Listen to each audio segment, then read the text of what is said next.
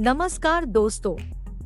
आपका स्वागत है योगेश महाजन लीगल चैनल पर। योगेश महाजन लीगल चैनल पर हम आपको प्रस्तुत करेंगे नवीनतम सुप्रीम कोर्ट के फैसलों और विभिन्न अन्य न्यायालयों के फैसलों पर और विधि ज्ञान को प्रसारित करने का प्रयास करेंगे। इस चैनल पर हम न्यायिक फैसलों के महत्व को समझाने और विधि समझौतों की युक्तियों को समझाने का प्रयास करते हैं।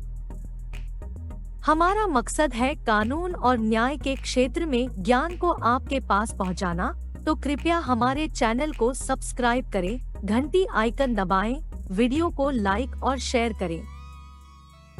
दोस्तों, माननीय सुप्रीम कोर्ट का एक फैसला आया है जो कि 8 अप्रैल 2024 का है और इसमें appellants versus central bureau of investigation का ये केस है जो कि रिस्पोंडेंट है और ये क्रिमिनल अपील नंबर ऑफ 2024 जो कि स्पेशली पिटीशन क्रिमिनल से राइजेस हुई थी 2772 ऑफ 2023।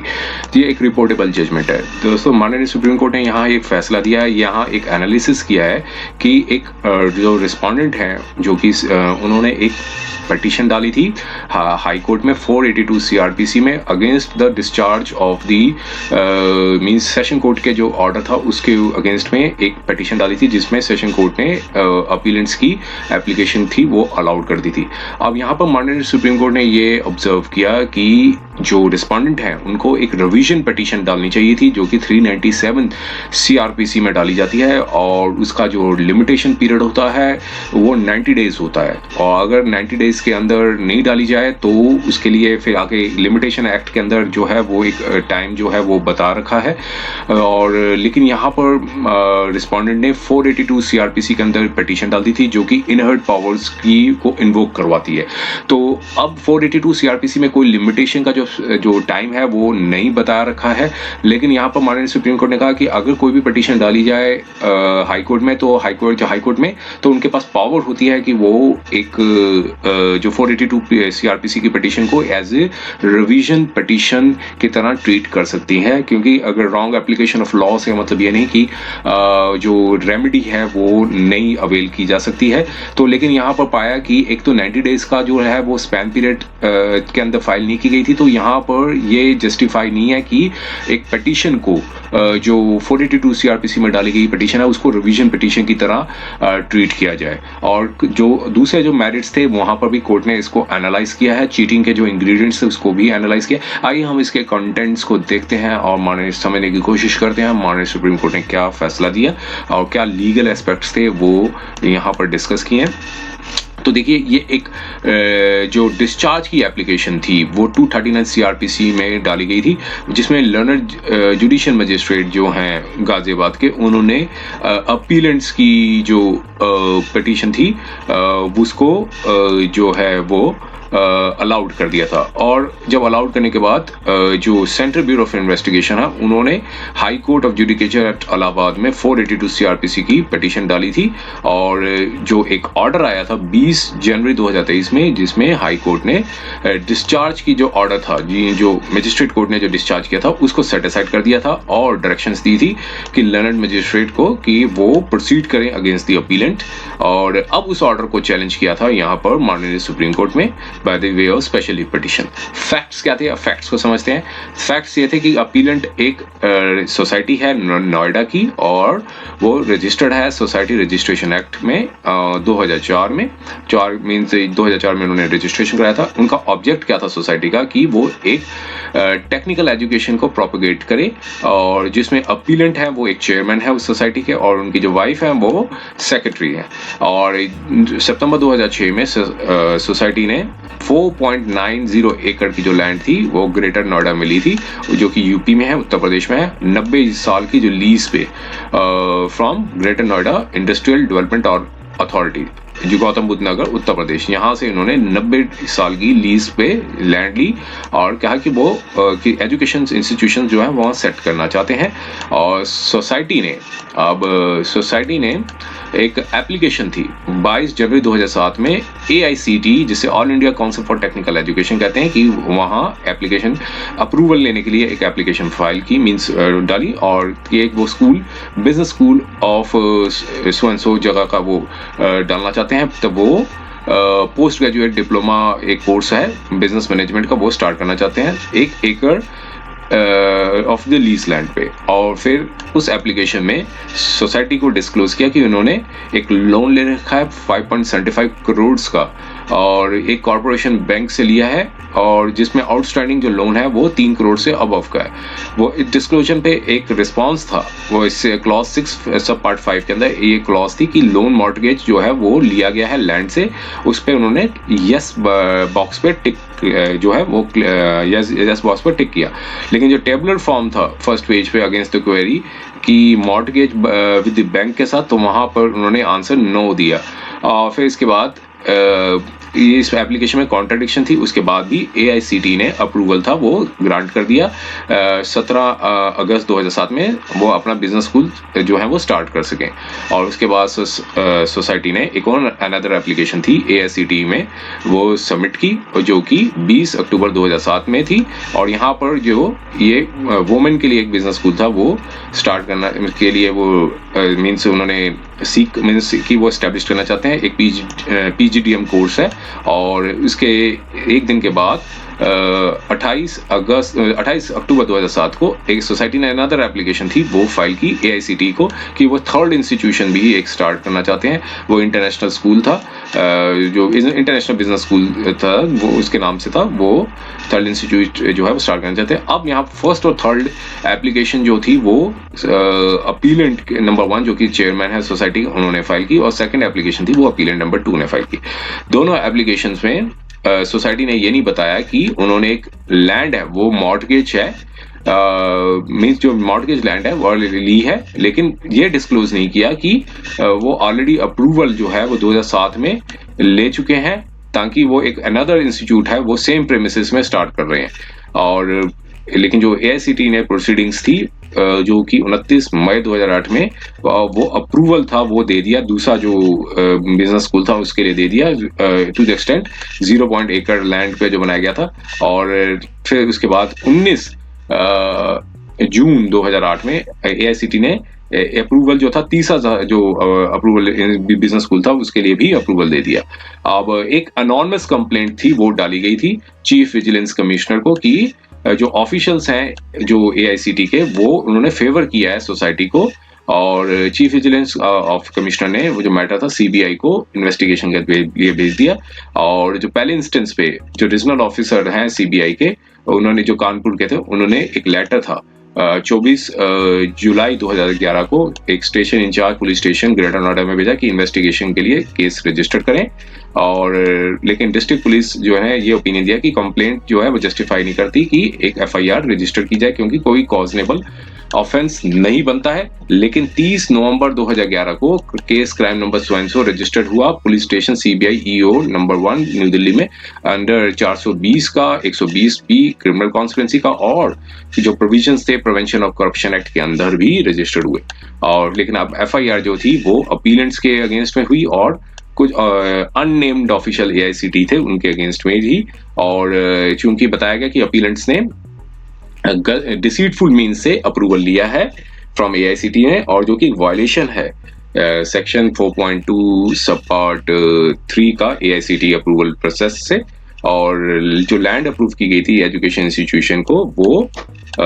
इनकम्बर्ड नहीं थी, लेकिन इन्वेस्टिगेशन कंप्लीट होने के बाद चार्जशीट नंबर सो था वो CBI ने फाइल किया under section 420 120B Indian penal code के तहत। सिर्फ अपीलेंट्स को ही अक्यूज्ड बनाया गया, कोई भी ऑफिशियल था AICTE का उसमें चार्ज नहीं किया गया, क्रिमिनलिटी की उन्होंने नहीं की है। और लेकिन अब यहाँ से इस तरह से एग्रीवेट होकर अपीलेंट्स ने high court of Allahabad 482 CRPC में याचिका डाली और कि जो क्रिमिनल प्रोसीडिंग्स थी वो उसको क्वैश के लिए उन्होंने प्रेयर मांगी। और हाई कोर्ट ने उनकी जो प्रेयर थी 14 फरवरी 2013 को एक्सेप्ट कर ली और प्रोसीडिंग्स को क्वैश कर दिया। लेकिन अब CBI जो है उन्होंने क्रिमिनल अपील हाई कोर्ट के ऑर्डर के अगेंस्ट में डाली और यहाँ पर माननीय कोर्ट ने जो है वो ऑर्डर को सेट असाइड कर दिया और हाई कोर्ट के ऑर्डर को, और ये क्लियर कर दिया कि ट्रायल कोर्ट है कि उनके पास लिबर्टी है कि वो मेरिट्स पे जो इश्यूज जो रेज किए गए जो वो उस पर आप डिस्कस कर मीन्स मेरिट्स पे जा सकती हैं और जब भी चार्ज जो फ्रेम होंगे फ्रेमिंग ऑफ चार्जेस के समय जो मेरिट्स पे जा सकती हैं। लेकिन 2 जुलाई 2018 को ट्रायल कोर्ट ने बेल भी अपीलेंट्स को दे दी और 25 सितंबर 2018 को अपीलेंट्स ने एप्लीकेशन डिस्चार्ज की, मूव की special judicial magistrate CBI court में गाजियाबाद में, लेकिन मजिस्ट्रेट साहब ने उनकी जो एप्लीकेशन थी वो रिजेक्ट कर दी और मैटर को जो है लिस्ट कर दिया फ्रेमिंग ऑफ चार्जेस के लिए। अब अपीलेंट ने यहाँ पर क्रिमिनल रिवीजन पिटीशन थी वो फाइल की 397 सीआरपीसी में एडिशनल सेशन जज गाजियाबाद कोर्ट में, और रिवीजन पिटीशन थी वो एडिशनल सेशन जज द्वारा मींस अलाउड हो गई और ऑर्डर जो पास हुआ था लर्नड मजिस्ट्रेट का वो सेटिस्फाइड कर दिया और मैटर को वापस भेज दिया रिमांड करके कि आप दोबारा से अब डिसाइड करें, मींस हेयरिंग को फ्रेश करके डिसाइड करें जो ऑब्जर्वेशंस थी वो रिविजनल ऑर्डर के अंदर जो लिखी गई थी। अब यहाँ पर लर्नड मजिस्ट्रेट ने मैटर को रीहर्ट किया और ऑर्डर था वो पास किया 31 अगस्त 2019 को और अपीलेंट्स को डिस्चार्ज कर दिया अंडर सेक्शन 420 और 120 इंडियन पीनल कोड में। और 1.5 साल के बाद जब डिस्चार्ज ऑर्डर पास हो गया, तो अब यहाँ पर सीबीआई ने 482 सीआरपीसी के अंदर हाई कोर्ट ऑफ इलाहाबाद में याचिका डाली और पिटीशन थी वो रजिस्टर्ड हो गई सो एंड सो नंबर से, हाई कोर्ट ने अलाउ कर दी इम्पिंज्ड ऑर्डर से और अब यहाँ पर अपीलेंट्स ने अपील थी वो फाइल की। और अब यहाँ पर मेरिट्स पे प्रोसीड करने से पहले कोर्ट ने जो है पहले लीगल एस्पेक्ट्स को समझा, चार मींस एनालाइज किया और 415 का जो इंडियन पीनल कोड है वो क्या बताता है वो यहाँ पर रिप्रोड्यूस किया, वो जो कि चीटिंग से संबंधित है। 420 जो है cheating and dishonestly inducing delivery of the property से संबंधित है। 120 क्रिमिनल कॉन्सिक्वेंसेस की डेफिनेशन परिभाषा बताई जाती है और 120 बी जो है वो पनिशमेंट के बारे में बताया जाता है। और जो अब यहाँ पर कोर्ट ने कहा कि जो ऑफेंस 420 इंडियन पीनल कोड के अंदर बनाने के लिए एक प्रेजेंट केस के कंसर्न में एक अपीलेंट्स को पहले चीट करना होगा और फिर डिसऑनेस्टली इंड्यूस करनी होगी प्रॉपर्टी मींस इंड्यूस, ताकि जो प्रॉपर्टी है वो जो जिसको डिसीव्ड किया गया वो मींस चीट करने के लिए एक इंड्यूसमेंट भी होनी जरूरी है, ताकि जो जिसको डिसीव्ड किया गया, जो डिसीव्ड किनको किया गया था एआईसीटी, ताकि वो जो प्रॉपर्टी है वो डिलीवर कर सके। अब यहाँ पर जो अपीलेंट्स हैं इन्होंने सोसाइटी के बिहाफ पे अप्लाई किया था और इन्होंने एक उनको जो इस इंग्रेडिएंट्स को मैच करने के लिए मटेरियल इंफॉर्मेशन को सप्रेस करना जरूरी है और इनकरेक्ट इंफॉर्मेशन देनी जरूरी है ताकि एआईसीटी इंड्यूस हो सके और ताकि वो अप्रूवल दे सके एजुकेशन इंस्टीट्यूशन में। लेकिन यहाँ पर बताया कि कोई भी ऑफिशियल एआईसीटी द्वारा को इम्प्लीकेट नहीं किया गया इस ऑफेंस में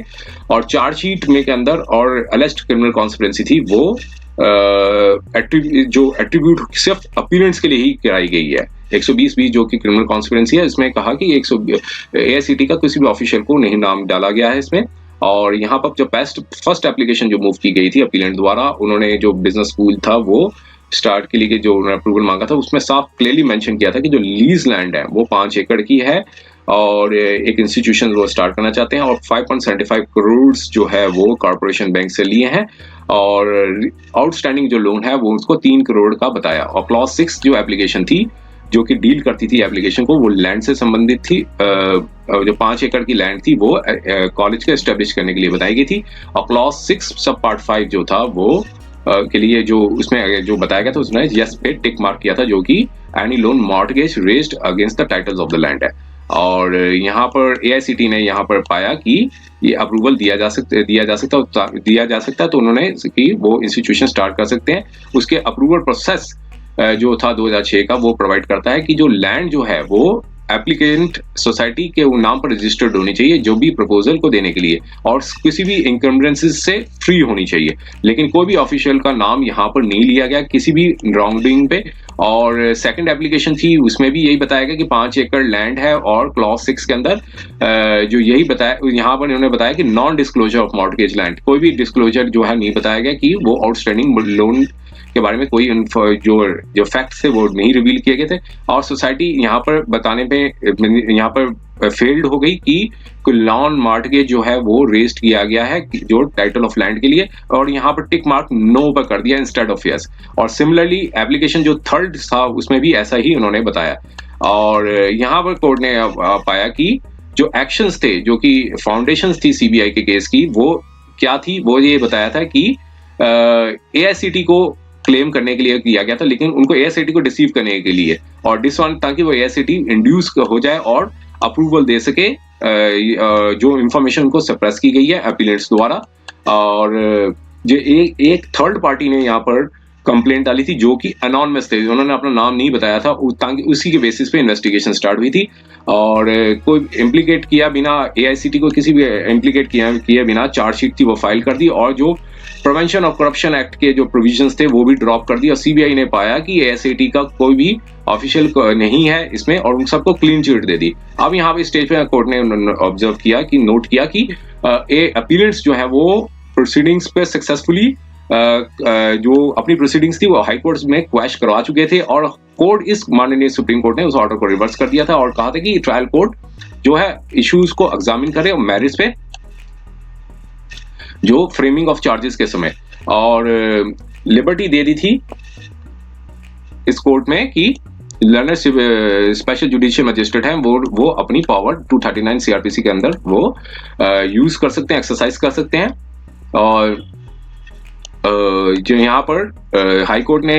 इस यहाँ पर क्वेश्चन ये रेज किया गया था हाई कोर्ट में इस पे कि जो मींस अपीलेंट्स के अगेंस्ट में जो है वो, चूंकि ऑर्डर जो है ट्रायल कोर्ट ने फेवर कर दिया था डिस्चार्ज के समय समक्ष, तो यहाँ पर हाई कोर्ट ने, यहाँ पर कोर्ट ने पाया कि हाई कोर्ट को एक्सेप्ट नहीं करनी चाहिए थी जो प्रीलिमिनरी ऑब्जेक्शन रेज की गई थी अपीलेंट्स द्वारा, कि इस इफेक्ट पे कि सीबीआई ने जो है रिवीजन पिटीशन है